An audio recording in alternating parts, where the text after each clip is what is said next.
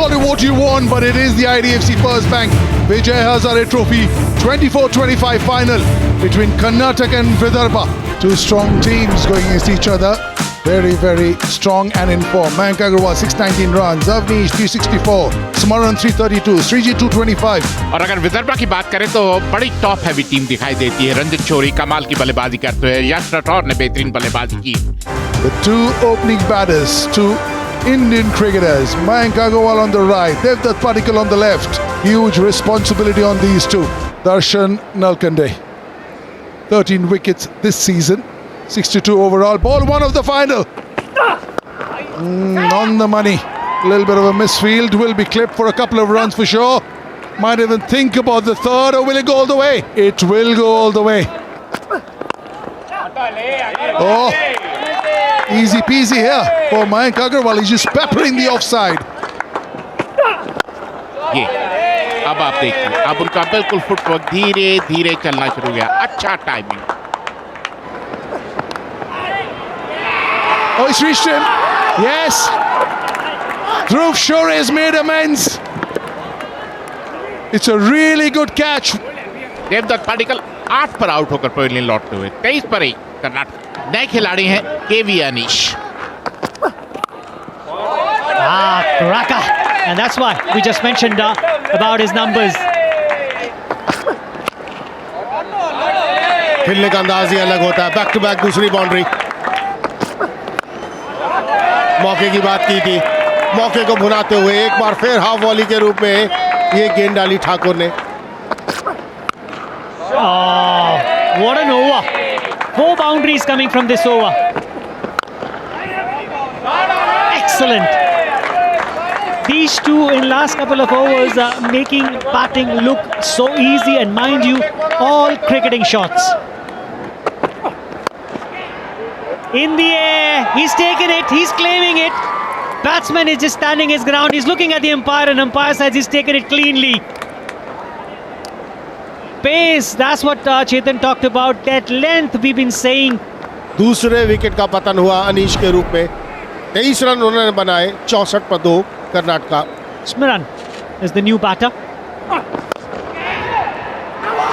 और इसी के साथ एक और विकेट का पतन। विकेट है कि ताश के पत्तों की तरह बिखरते हुए कर्नाटका की बल्लेबाजी। मयंक अग्रवाल कवर्स में आउट हुए और दूसरी सफलता नचिकेत के नाम। Mayank Agarwal goes for 32 of 38 balls.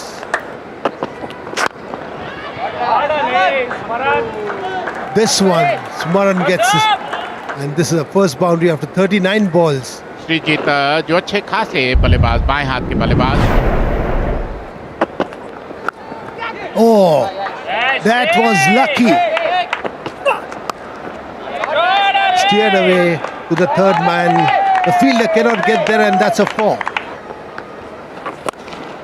जबरदस्त शॉट, हाफ ट्रैकर पिच की गहराई पर गए और पुल कर दिया। Across the line. रन आएंगे, 4 रन आएंगे। फील्डर के पास कोई मौका नहीं। Short now, goes back. This is the problem. Once you're a bit fuller, you're thinking it's going to be shorter. And look how well he uses the depth of the crease. Big hit. Has he got enough? Yeah, he certainly has. लीजिए, 4 अगर आ गए तो कहां मानने वाले थे। आखिरी गेंद पर चौका। 50 बेहतरीन अर्धशतक।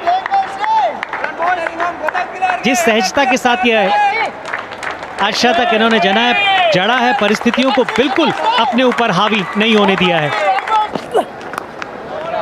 That's a very good shot. Shot and pulled away for a 4. That's his 50. Smaran's 50 also coming up.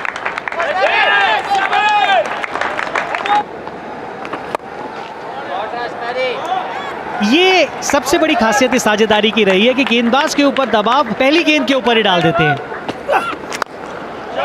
लाजवाब, एक बार फिर ओवर की पहली गेंद, अब की बार 6। That's nicely played, beautifully played. That's what I'm saying. Look at that. Look at that. Just shorter than the delivery. Another boundary. सीधा खेल दिया हाथ में कदम के। श्रीजीत बैकफुट पे जाकर शॉट खेलने की कोशिश, नीचे रखने में कामयाबी नहीं हुई, सीधा कदम के हाथों में खेला और इस तरह चौथे विकेट का पतन हुआ श्रीजीत के रूप में। Batted beautifully for 78. 2-7 for 4. Another dasher comes in. Abhinav Manohar. That's nicely bowled. Very well bowled, but it will probably race to the fence. हवा में बिल्कुल ऊपर डाल दिया। रन आएंगे। ये शॉट की मैं बात कर रहा था, एक चांस लिया था जो स्पिनर के ऊपर, आखिरी गेंद पर उसको भुना लिया अभिनव मनोहर ने। Beautiful. Just the one bounce four. लाजवाब। Again, two on the offside. That's full. That's straight. Is there a chance? That's very close to the line. It's toppled over. Clobbered down the field. खराब गेंद। Cracking hit. Has it found the gap? Excellent piece of fielding and then gives it away. Abhinav Manohar gets to a very well compiled 50. बढ़िया संपर्क। लाजवाब। जी हाँ, कुछ इस तरीके का आप देखना चाहते हैं। Yeah, Bhute the fielder, I reckon that's a 6. एक मौका और सिर्फ उस गेंद को देखने का। There it is. Just a little dab to point. Ravichandran Smaran. What a cricketer he's turning out to be. Second 100 of the season. 67 for 3 is when he walked in and he made the middle his own. A special 100 from a special cricketer.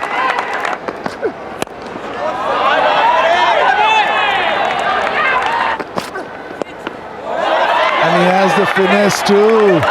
One bounce four. The ball was a bit quicker. कहाँ डालिएगा आप? That's at the bottom. Hasn't quite got the middle. They'll take some catching. Very well done indeed from Rathore. The Centurion and player of the match in the last game. We have another look. This hits absolutely bottom of the bat. स्मरण ने बनाया 101, 333 पर 5 Karnataka. Very early days. 18 years young. ये भी एक मौका बन सकता है। ध्रुव शोरे अब की बार कोई गलती नहीं की।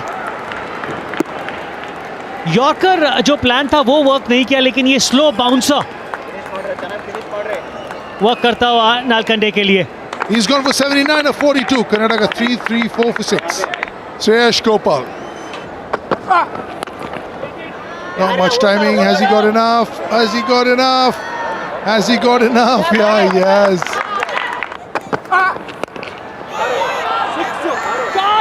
अब की बार संपर्क है और बेहतरीन है, और आखिरी गेंद पर दिखाया राज ने कि क्यों उनको श्रेयस गोपाल से पहले भेजा गया था। Well, it is the Vijay Hazare final, and this is what you want in a final. Runs on the board and a contest on. Vidarbha will need 349 in 50 overs at 6.98. ध्रुव शोरी और राठौर, कौशिक कमाल के गेंदबाज हैं।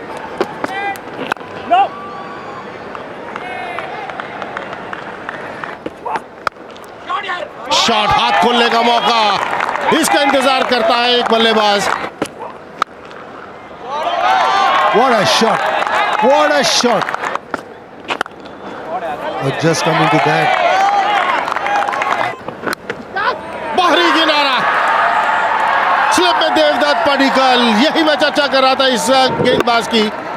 विकेट लेने आते हैं इस बाएं हाथ के तेज गेंदबाज को, और ये विकेट लिया राठौड़ का। Yash Rathore goes for 22 of 19 balls. Vidarbha 32 for 1. Karun Nair, the new batter. कमाल का शॉट गैप के अंदर. ये ज्यादा बेहतर विकल्प है आपके लिए ध्रुव. That's swatted. Oh, beautiful. That's swatted. Nobody at mid wicket. All he had to get it past that mid wicket fielder. और इसी के साथ जबरदस्त गेंदबाजी और साफ 3 बोल्ड हो गए. करुण नायर कहते हैं कमेंटेटर्स का हम ज्यादा तारीफ कर रहे थे और अच्छा कमबैक. करुण नायर 27 के स्कोर पर दूसरी बार आउट हो गए. यश कदम नए बल्लेबाज. बैक पर पंच कर दिया. Half tracker.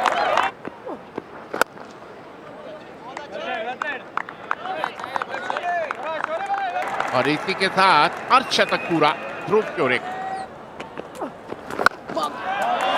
हवा में मिड विकेट के ऊपर से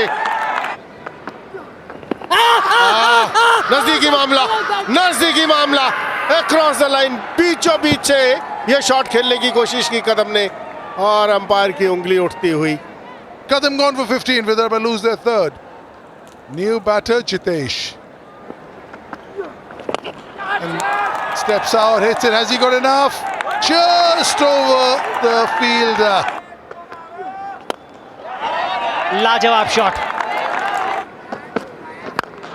That is a good shot, but straight in the hands. जब से मीडियम पेसर्स गेंदबाजी करने आए तब से जितेश के पास रन बनाने के जो विकल्प थे वो बहुत कम हो गए थे. जितेश वापस लौटेंगे 34 रन बनाकर और अब 192 पे 4 है Vidarbha. Shubham Dubey comes in. और इसी के साथ शतक पूरा किया ध्रुव शोरे ने. हवा में और इसी के साथ एक और विकेट का पतन. बड़ा हिट लगाने की कोशिश में शुभम आउट हुए और 5वें विकेट का पतन. Shubham Dubey is gone for 8. Vidarbha 2-1-6 for 5. अपूर्व वानखेड़े बड़ा हिट लगाने के लिए जाने जाते हैं. Up in the air. Oh, huge wicket. Huge wicket. He's looking absolutely distraught. He's given it his all, but he's come up short. Dhruv Shorey 110 run बनाकर pavilion लौटते हुए 223 पर 6 इधर. हर्ष दुबे आए हैं बल्लेबाजी करने के लिए. That's out of here. A few more lusty blows like this. ये ऐसे शॉट्स की जरूरत. अच्छा शॉट बिल्कुल सीधा. मयंक अग्रवाल नहीं पहुंच पाएंगे. Nice connection one more time. Excellent work when he judged it, and he's not sure. That's why he was not sure. ये तो प्लम हो गए. बिल्कुल बीचों बीच लगी है बॉल. रिव्यू लिया. Pitching outside off stump, impact in line, wickets hitting. Back to Rohan on field. Rohan, stay with your decision of out. Number 7 goes down on 268. Wankhede made 12. Nachiketa है बल्लेबाजी के लिए. कमाल की गेंदबाजी. ये कमाल का ओवर घटा. 2 विकेट्स लेने में कामयाबी कौशिक द्वारा. Another one goes down. 8 down now. 274. Nachiket made only 5. ये एक बड़ा हिट है. और वो हर जाएगा 6 रन के लिए. Wow, look at the range. Look at that. And with the shot, 50.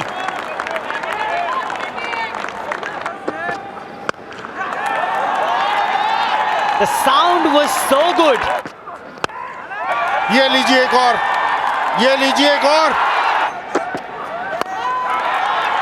There was no need.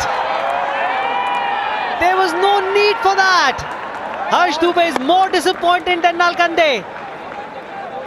He wants somebody on the other end. It's 9 down now. Not a great thinking by Darshan Nalkande there. He's out for 11. घुमाया है, fielder वहां मौजूद, fielder मौजूद। And that's the moment. 5th title for this Karnataka side. Too strong on a given day. They got into the final for 5 times and winning it all 5 times. Asked to bat first. तड़कापुर गांव में झुमरू नाम का नाई अपनी पत्नी शर्मीली के साथ रहता था। वो बड़ा ही आलसी किस्म का आदमी था और थोड़ा बेवकूफ भी, लेकिन शर्मीली बहुत ही समझदार और तेज दिमाग की थी। एक दिन झुमरू भागता हुआ घर आता है।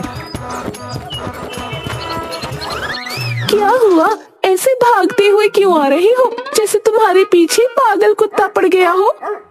अरे अरे वो चौधरी के लोग मुझे पीटने के लिए आ रहे हैं। क्या कर दिया तुमने? मैं तो तंग आ चुकी हूँ तुम्हारी हरकतों से। मैंने क्या किया? मैंने तो कुछ भी नहीं किया। तो वो लोग क्या पागल हैं जो तुम पीटने आ रहे हैं? तभी दरवाजे पर, अरे वो झुमरू के बच्चे, बाहर निकल। क्या हुआ भाई जी, क्या बात है?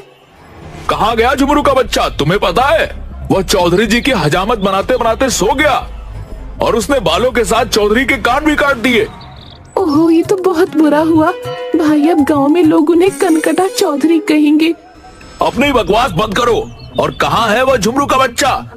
भाई उसे माफ कर दो, अभी तो वो घर पर नहीं है। वापस आता है तो मैं खुद उसे लेकर चौधरी जी के पास आऊंगी और उनके बचे हुए कान, नहीं मेरा मतलब है बचे हुए बाल कटवा दूंगी।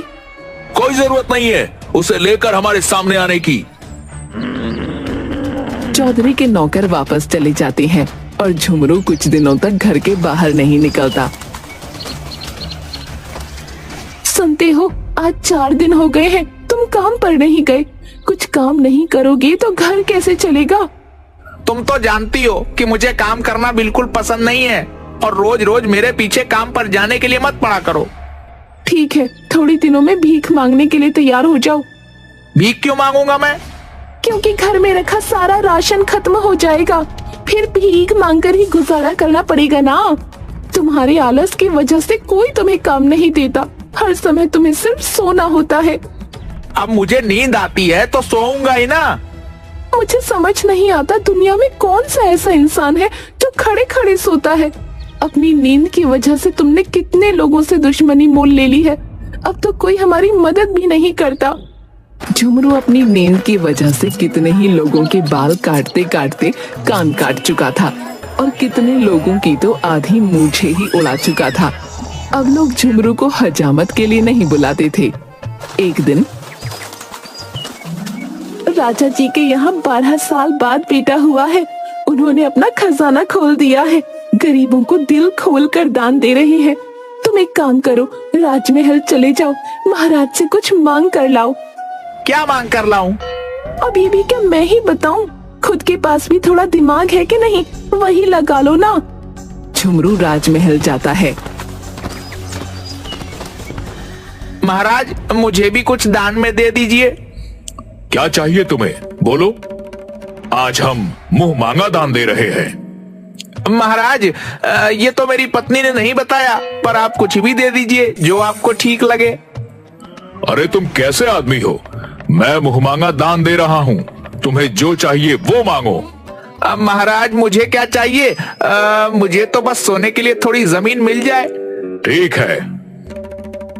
महाराज झुमरू को गांव के बाहर एक जमीन का टुकड़ा देते हैं और झुमरू खुशी खुशी घर वापस जाता है। आ गए तुम, क्या लाए हो महाराज से? जल्दी से दो, मैं कुछ खाने का इंतजाम करती हूँ। महाराज ने मुझे जमीन का टुकड़ा दिया है। हे भगवान, तुम्हारे पास अकल है कि नहीं? हम जमीन के टुकड़े का क्या करेंगे? ये तो तुम्हारी गलती है। मैंने तुमसे पूछा था कि महाराज से क्या मांगना है, तुमने ही मुझे कुछ नहीं बताया। तो तुमने महाराज से क्या कहा? मैंने उनसे कहा कि आप मुझे कुछ भी दे दीजिए। महाराज ने कहा कि वह मुंह मांगा इनाम दे रहे हैं। वह बार बार मुझे ही पूछ रहे थे कि मुझे क्या चाहिए, इसलिए मैंने उनसे कह दिया तो मुझे तो जमीन पर सोने के लिए बस जगह चाहिए, और महाराज ने मुझे जमीन का टुकड़ा दे दिया। हे भगवान, सिर्फ सोना और सोना ही तुम्हारी जिंदगी में है, इसके सिवा और कुछ भी नहीं। हमारे पास ना तो हल है ना खेत जोतने के लिए बैल, तो हम उस जमीन का क्या करेंगे? कैसे खेती करेंगे उस जमीन पर? तुम खुद चली जाती, तुमने मुझे क्यों भेजा? बस यही गलती कर दी मैंने जो तुम्हें महाराज के पास भेज दिया। शर्मीली बहुत समझदार थी। उसने ठान लिया था कि वो इस जमीन पर खेती करेगी। रात भर सोचने के बाद दूसरे दिन सुबह झुमरू को लेकर उस जमीन पर जाती है। मेरी बात ध्यान से सुनो जी, मैं जैसे जैसे करूंगी मुझे देखकर बस वैसे ही करते जाना, और किसी से कुछ कहने की जरूरत नहीं है। ठीक है। शर्मीली और झुमरू जमीन पर इधर उधर घूमने लगते हैं जैसे वो कुछ ढूंढ रहे हों। जैसे ही एक राहगीर को देखते तो जमीन पर बैठ जाते। लोगों को ऐसा लगता कि वे दोनों उन्हें देखकर रुक गए। राहगीरों के साथ साथ नगर के 5 बड़े चोरों की नजर भी शर्मीली और झुमरू पर पड़ती है। ऐसा लगता है कि ये दोनों कुछ ढूंढ रहे हैं इस जमीन पर। तुम बिल्कुल ठीक बोल रहे हो, मुझे भी ऐसा ही लग रहा है, क्योंकि जब वे दोनों किसी को आते देखते हैं तो एकदम से रुक जाते हैं, मानो वह किसी दूसरे को ये नहीं बताना चाहते हैं कि वह दोनों क्या ढूंढ रहे हैं। काफी देर के बाद उनमें से एक चोर शर्मीली के पास आता है। क्या हुआ बहन, कुछ ढूंढ रही हो क्या? नहीं नहीं, मैं तो कुछ भी नहीं ढूंढ रही। अरे बहन, तुम मुझे बता सकती हो। अगर तुम बताओगी तो मैं भी तुम्हारा मदद करूंगा। शर्मीली पहले तो थोड़ी नानुकुर करती है, फिर चोर के बार बार कहने पर उसे बताती है। भाई, ये जमीन मेरे दादाजी की है। बहुत साल पहले उन्होंने इस जमीन में सोने और चांदी से भरा घड़ा कहीं पर दबा दिया था। उस जगह का सही पता बताने से पहले ही उनकी मृत्यु हो गई। मैं और मेरे पति उसी घड़े को ढूंढ रहे हैं, लेकिन आपकी बात किसी को मत बताना। हाँ बहन, तुम मुझ पर भरोसा कर सकती हो, लेकिन मुझे लगता है कि तुम्हें मजदूरों की सहायता से इस पूरे खेत को खोदना चाहिए, ताकि आसानी से तुम्हें वह घड़ा मिल जाए। अरे हाँ, ये तो आपने बिल्कुल सही सलाह दी। आपका बहुत बहुत धन्यवाद भाई। मैं मजदूरों को लाकर खेत की खुदाई करवाती हूँ। लेकिन अब तो अंधेरा होने वाला है बहन, तुम यह काम कल सुबह सुबह करवा लेना। आपने बिल्कुल सही कहा, मैं कल सुबह जल्दी मजदूरों के साथ आकर खेत की खुदाई का काम करवा लूंगी। वो दोनों घर वापस चले जाते हैं। वो चोर अपने बाकी 4 साथियों के साथ मिलकर पूरे खेत की खुदाई कर देता है, लेकिन उन्हें वहाँ कुछ नहीं मिलता। दूसरे दिन सुबह शर्मीली और झुमरू खेत पर वापस आते हैं। देखा तुमने, खेत की खुदाई हो गई है। तुम यहीं रुको और किसी से कोई बात मत करना, मैं अभी आती हूँ। शर्मीली गांव के बनिए के पास जाती है। सेठ जी, मुझे थोड़ा गेहूं उधार दे दीजिए। उधार तो दे दूं, तुम वापिस कैसे करोगी? तुम्हारा पति